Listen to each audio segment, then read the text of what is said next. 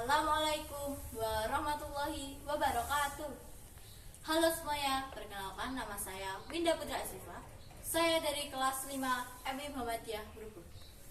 Pada hari ini, saya akan menceritakan sebuah cerita yang berjudul Asal Mula Waduk Semo, yang ditulis oleh Megan Priyo Nugroho. Pada zaman dahulu kala, di sebuah pegunungan yang terletak di bagian barat Provinsi Daerah Istimewa Yogyakarta, tepatnya di Kabupaten Kulon Progo, terdapat suatu kejadian terbentuknya Waduk Semo di Kokap. Konon, pada zaman dahulu kala, ada sebuah pedesaan yang indah dan permai. Para masyarakat hidup berdampingan satu sama lain. Tidak ada permusuhan di antara mereka. Mereka hidup tentram di bawah pemerintahan adipati yang bijaksana. Mata pencaharian para penduduk kampung itu sebagai petani, berbagai tanaman palawija, dan pertanian pohon kelapa. Setiap matahari terbit dari sebelah timur dan kicauan burung bernyanyi merdu, terlihat para penduduk menuruni lereng gunung tersebut. Aktivitas itu selalu mereka jalani setiap harinya, karena ladang dan persawahan penduduk berada di daratan rendah. Karena daratan tinggi yang mereka tempati adalah daratan tandus, sehingga tidak cocok untuk menjadi ladang atau persawahan penduduk. Ladang tersebut dialiri sebuah sungai yang besar. Sungai itu mengairi seluruh ladang penduduk. Para masyarakat selalu bekerja sama untuk membagi aliran air itu secara adil. Suatu hari, kekeringan melanda wilayah mereka. Mereka pun kelaparan dan kehausan.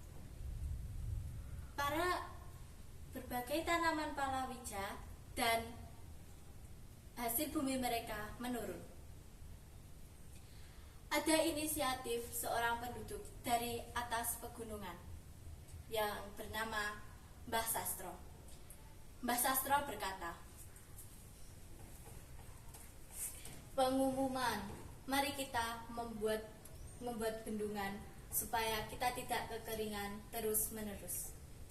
Tapi sayang, ide yang dikemukakan Mbah Sastro ditolak semua penduduk. Mereka pun pernah memaki-maki Mbah Sastro. Mereka beranggapan semangat Mbah Sastro membuat bendungan itu hanya menyia-nyiakan waktu dan tenaga saja. Mereka anggap kita tidak boleh menyia-nyiakan waktu dan tenaga kita. Menunggu hujan turun dan musim kemarau panjang selesai, itu pendapat mereka. Hari berganti hari, minggu berganti minggu, bulan berganti bulan, terus-menerus berganti. Sungai yang mengairi seluruh ladang penduduk mulai surut seiring berjalannya waktu. Dengan tekad bulat, Mbah Sastro bekerja banting tulang untuk membuat bendungan itu. Mbah Sastro, selama 1 bulan, Mbah Sastro membuat bendungan itu. Tidak ada seorang pun yang membantu Mbah Sastro membuat bendungan itu. Para penduduk iri akan kesuburan ladang milik Mbah Sastro. Mbah Sastro pun hidup makmur dan berkecukupan seperti hari-hari biasanya. Tapi terkejutlah Mbah Sastro melihat bendungannya itu rusak. Dengan keringat yang membasahi tubuhnya, Mbah Sastro bekerja membenarkan bendungan itu. Setelah memperbaiki bendungan itu, Mbah Sastro pulang ke rumahnya. Keesokan harinya, Mbah Sastro kembali lagi ke ladangnya. untuk memanen kelapa yang ada. Mbah Sastro terkejut kembali melihat bendungan yang sudah dia perbaiki rusak, dan dia mulai geram. Dia memperbaiki bendungan itu dan dia bersumpah, "Saya bersumpah, jika ada seseorang yang merusak bendungan saya kembali, saya akan mati terkena air sungai ini."